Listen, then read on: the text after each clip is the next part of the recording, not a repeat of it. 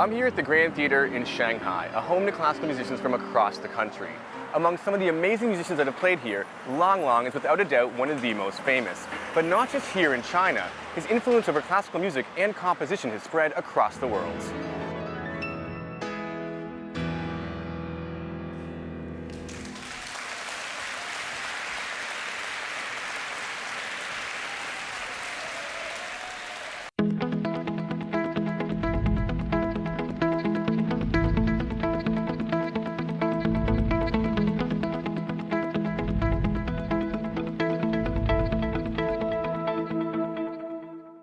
I understand you learned piano at the age of 2 by watching Tom and Jerry. Can you tell us a little bit about that? Yeah, so I was a big cartoon freak, and I was watching great Tom and Jerry and also Monkey King. I love those animals.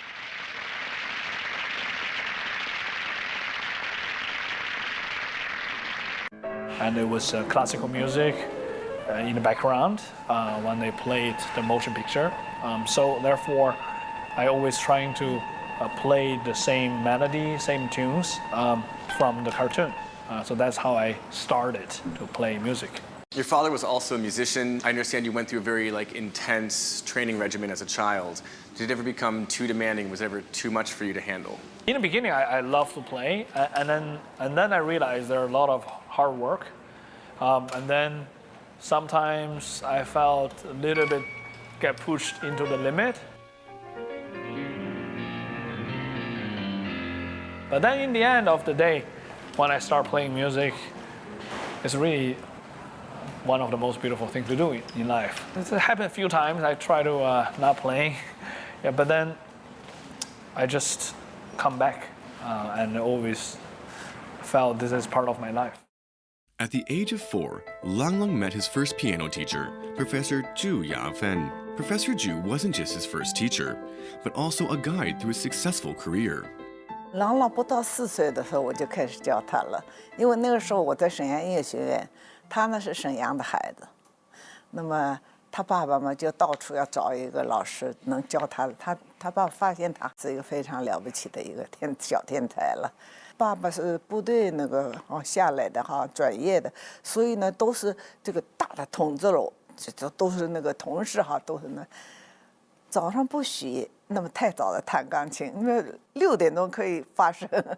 他呢就是跟我说，他说他5点钟就起来以后都准备好了，在钢琴上坐着，一到6点钟他就开始练，而且他非常高兴，就觉得他比别人都用功，很得意的。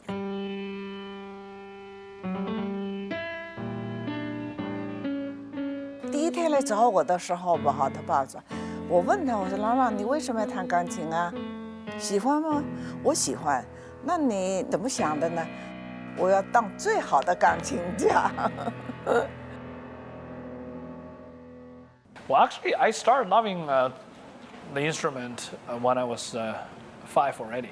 Oh, wow. When I played my first recital, and that moment, I'm like, wow, this is feeling incredible. Does it ever get to a point where it feels like a job? Not really. I'm because I'm trying to not play as a job. I always felt this is as a, kind of a personal best friend. It's kind of like a communication, open up my heart experience. So, and I think it's important. If you feel that your job become a real job, then it's a major problem. If you feel that your job is part of your hobby, then it's great. So you should always try to keep the freshness into making of music. Classical music is often seen as a very specific art form with a very specific audience. However, as a Chinese musician, Langlang has actually fused his sounds with pop and even heavy metal, playing with the likes of Metallica, Pharrell Williams, and Herbie Hancock. It's brought his sounds to a much wider audience.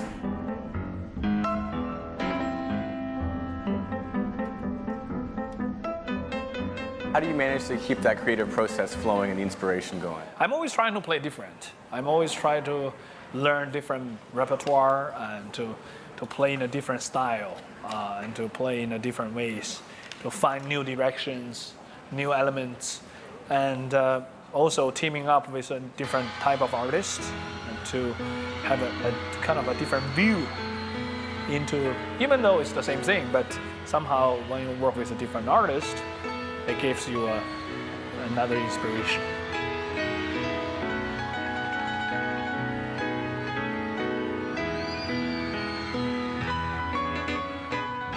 If I must use only one line, it's very simple. Langlang is the perfect musician for the 21st century. If I am given the chance to explain why, it's because not only does he have great musical and pianistic skills, but he also has the versatility, the ability and the passion to bring new audiences into classical music, and the ability and the vision to use all sorts of new media to do so. Joined tonight by a superstar pianist for a once-in-a-lifetime Grammy moment, here to perform one together, Langlang. Although Langlang had shown talent when he was quite young, no one ever would have imagined that such a Chinese pianist would change the way people think about classical music. He's known for thinking outside the box and frequently steps into different musical worlds. His performances at the Grammy Awards with Metallica, or Pharrell Williams, or jazz legend Herbie Hancock were watched by millions of viewers.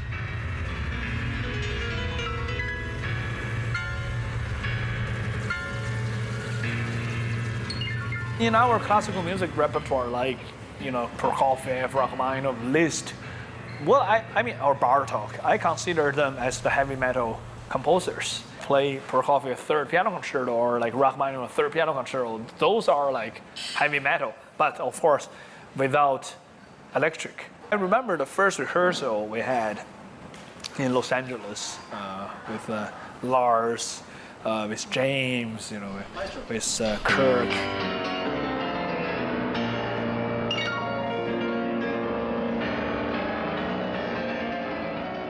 It's almost like playing chamber music. You know, it's almost like playing Schubert quartet or something before them pushing the electric, you know. Yeah. So in the beginning it was like, you know, kind of like, you know, learning from each other to know what, you know, who's who, you know, what they do. But then once they start charging, you know, then the sound is blowed up. I'm like, oh my God. Okay, now I got it. This is heavy metal. And I say, okay, my piano needs that too.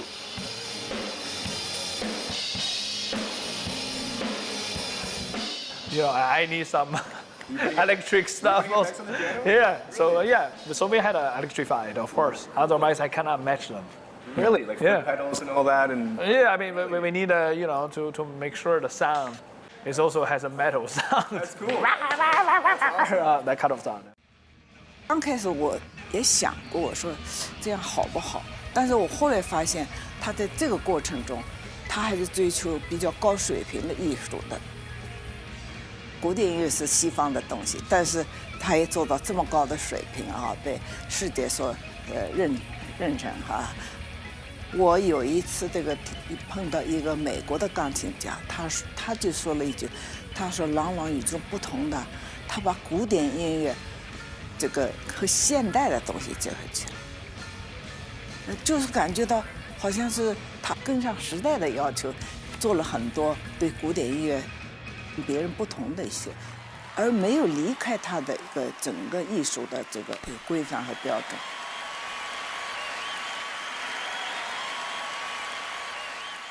This combination of pop music with classical music, it is not entirely new, but other superstars have done this. Like, for example, think about Pavarotti and other people. I think it's great, but you need to know how to do it. Otherwise, it can become very terrible. But when Langlang does it, not only that Grammy performance, but also, for example, at the Olympic Games or in other very important occasions when he can play anything from tango to bossa nova, and it still sounds beautiful, and it makes people pay attention later to classical music as well, because they follow him. 所以我后来的话，我最多跟他说，你注意一下，不要过分的掌握一下度，对不对啊？你主要还是古典音乐的演奏家。从他小时候他就说过，他要成为最好的钢琴家，但是呢，他感觉还要使得别人。别的人哈，或者年轻人什么更好的喜欢这个古典音乐，所以呢，我觉得他有很多东西是想到了更开阔的一种可能，而且我也很钦佩他有这样的一种艺术上头的一种非常深的一种想法，是也许别人没想到的，他想到了，而且他做到了，做得还非常出色，这是很难得的。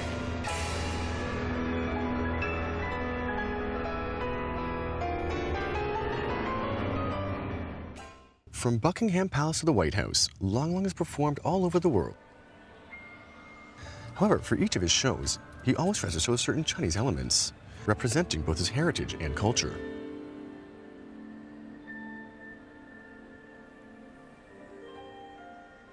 郎朗是一个很出色的钢琴家，可能他在国外的声誉比国内更高，这个大家可能料不到，他在国外很有声誉的。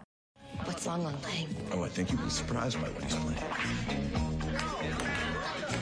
比如说像电视剧，莫扎特丛林，就是讲到古典音乐的美剧里面，郎朗就会在里面打乒乓球。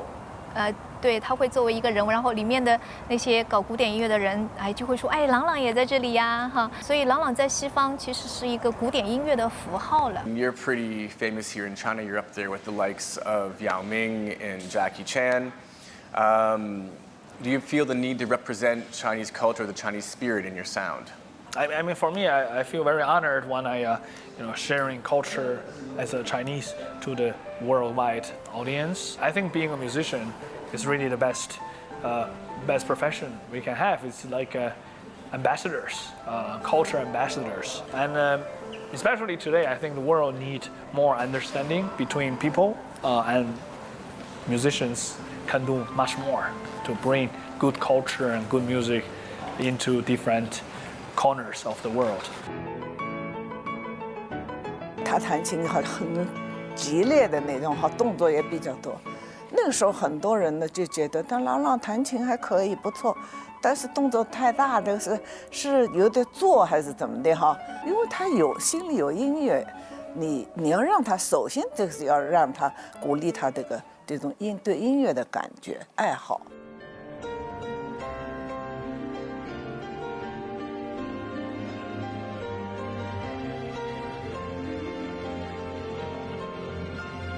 If somebody only looks at Langlang when he plays in a stadium or when he plays for a ceremony of a sports event or things like that, then maybe they only know one aspect of Langlang. But if you have heard him also in completely classical settings, like in the Berliner Philharmoniker Hall, or I've heard him in Cleveland play with the Cleveland Orchestra, then in those occasions, he is a 100% classical musician, no rock star except the type of success and adoration that he has.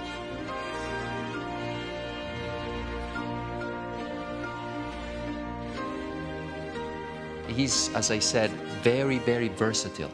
So if he is playing in a stadium, you may see him with a very flamboyant jacket and all the lights that go with it. But when he plays in a classical concert hall, I've heard him play Strauss Burlesque in Cleveland, and that was a 100% totally classical performance, and it was a beautiful performance. So that's, again, one of his strengths.